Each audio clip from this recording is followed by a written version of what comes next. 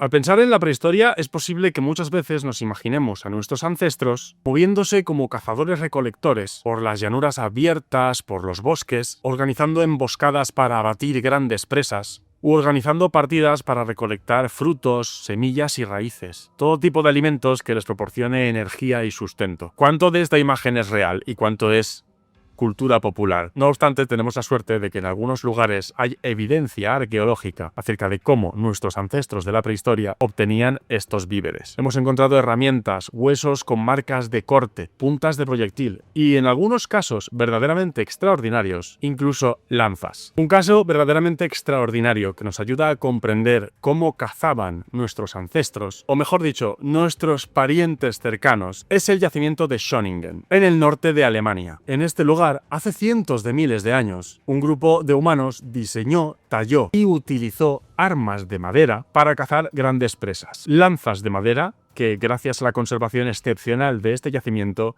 han llegado hasta nosotros. La evidencia hallada en este yacimiento es una de las más claras y antiguas que tenemos sobre el uso deliberado de armas, en este caso lanzas, para la caza activa. Y desde hace poco, incluso tenemos datos moleculares sobre sus presas.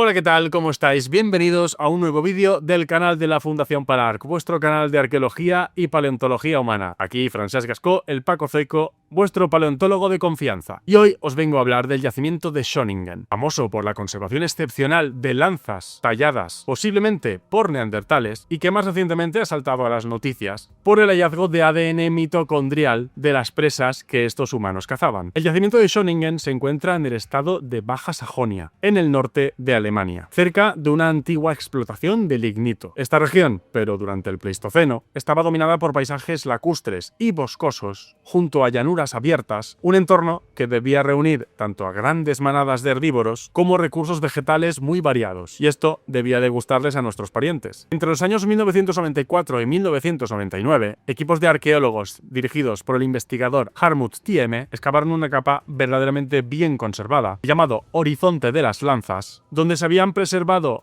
de manera que es poco habitual en el registro fósil, materiales orgánicos. En este caso, estos objetos de madera que habían sido trabajados por humanos, junto a huesos de grandes animales y herramientas líticas de piedra. Posiblemente debido a condiciones anóxicas, es decir, de bajo oxígeno o incluso ausencia total de oxígeno en este fondo lacustre, impidió que se produjera la descomposición habitual mediada por bacterias que le ocurre a la materia orgánica. Un rápido enterramiento en estas condiciones anóxicas facilitó, por lo tanto, la conservación de materia orgánica, que en otras circunstancias, en la formación de otros yacimientos, habría desaparecido. Esto permitió que se conservaran objetos de madera y otros restos orgánicos hasta nuestro tiempo, sobreviviendo aproximadamente unos 200.000 años. Aunque bueno, las dataciones están variando un poquito entre los 300.000 y los 200.000 años. Por supuesto, el hallazgo más emblemático de este yacimiento, el que hizo que fuera conocido a nivel mundial, son las lanzas de madera. Se han encontrado multitud de lanzas, algunas completas, otras incompletas, fabricadas con troncos rectos de abetos y de pinos, cuidadosamente desbastados. Algunas, las mejor conservadas, presentan en un extremo una punta afilada, siendo romo el otro extremo, lo que sugiere que fueron diseñadas para lanzarse a gran distancia, como jabalinas, buscando cierta estabilidad aerodinámica. Estas lanzas no son un mero capricho de la naturaleza. Su superficie muestra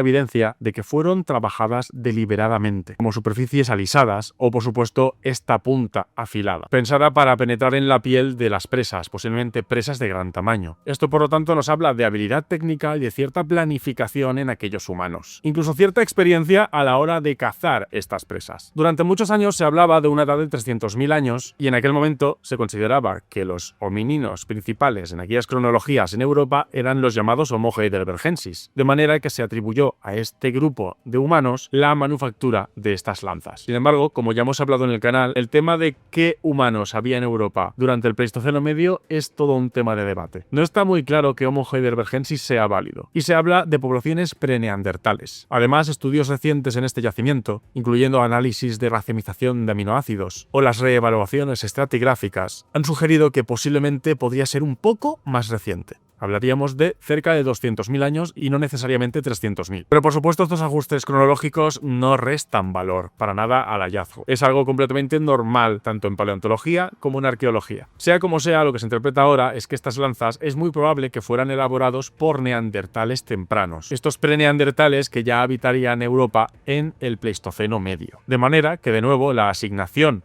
a los potenciales neandertales o preneandertales de este complejo sistema de planificación y elaboración de armas con las que cazar presas, arroja de nuevo mucha más luz sobre las habilidades cognitivas y sobre cómo eran estos neandertales tempranos, capaces de diseñar y de producir armas como lanzas a ser usadas en caza sistemática y organizada. Bien, junto a las lanzas, como ya habíamos dejado caer, se encontraron abundantes huesos de herbívoros, especialmente de una especie de caballo extinta que conocemos como Equus mosbackensis. Los restos óseos, estos huesos, muestran marcas de corte y de procesado, hechas con herramientas líticas y fracturas claramente intencionales, asociados al despiece o a la extracción de la médula. Por lo tanto, en este yacimiento no solo tendríamos evidencia de alguna manera de comportamientos de caza, sino también respecto al procesamiento y el aprovechamiento de estos recursos. La cantidad y la dispersión de estos huesos sugiere que los humanos no se limitaban a recoger cadáveres de animales que habían muerto por causas naturales o que habían sido abatidos por carnívoros, sino que participarían activamente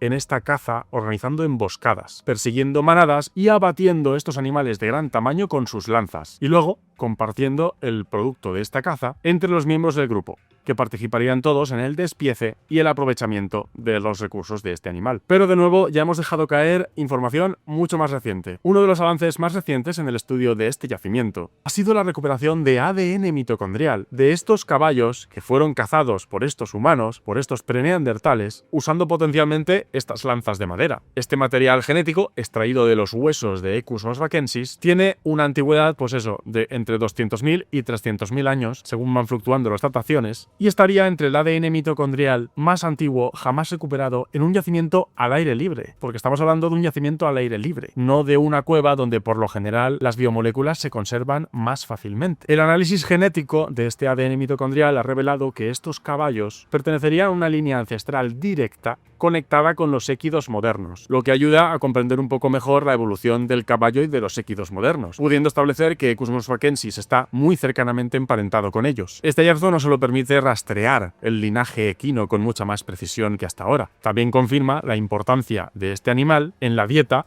de estos humanos del Pleistoceno medio. Una relación de estos humanos con esta especie que incluiría pues esta caza activa y posibles estrategias de caza coordinada. Además, este hallazgo marca un hito en cuanto a metodología de paleogenética, porque demuestra que es posible la preservación de ADN en contextos abiertos, en yacimientos a cielo abierto, al menos en condiciones adecuadas, como es este fondo anóxico de un antiguo lago. Esto, por supuesto, abre las perspectivas de cara a futuras investigaciones de yacimientos pleistocenos de estas edades que se hayan formado en condiciones parecidas. Y el hallazgo de ADN en este tipo de yacimientos es muy importante para completar información que todavía no tenemos solo con los fósiles acerca de la biología de las relaciones de parentesco entre estos animales del Pleistoceno y los actuales. Como veis, el yacimiento de Schöningen se une a todos aquellos que nos están demostrando que su estudio es día a día cada vez más interdisciplinar. Un perfecto ejemplo de cómo la ciencia investiga el pasado a día de hoy. Si os interesan estos temas, estáis de enhorabuena, porque estamos preparando muchos contenidos nuevos. Si no queréis perderos ninguno de ellos, os recuerdo lo que debéis hacer.